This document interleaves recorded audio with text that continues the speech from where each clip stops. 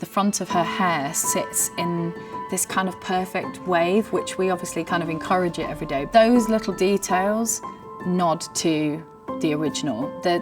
Those are the things that, without the viewer knowing, pull you into believing she's Snow White. You know, it's not just about having your hair cut up into a bob, it's something recognisable back to the animation. Gal was, right from the get-go, was very up for whatever we wanted to do, but this is a departure from what she's used to, and you have to be quite brave to let us do it.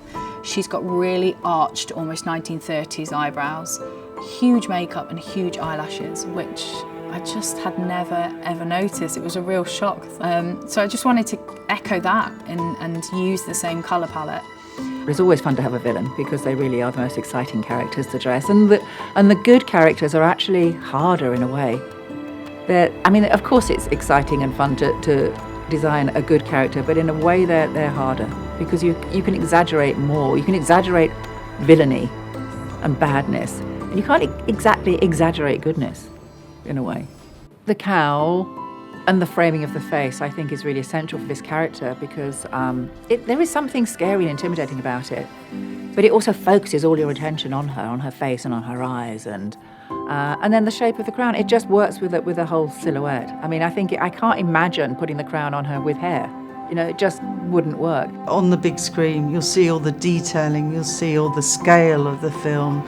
If you just watched it on a small screen, you just wouldn't see how much intricate, massive details we put into this film. And so I'm hoping it's the sort of film that you could go back and watch it again because you could see more amazing kind of details that you hadn't seen before.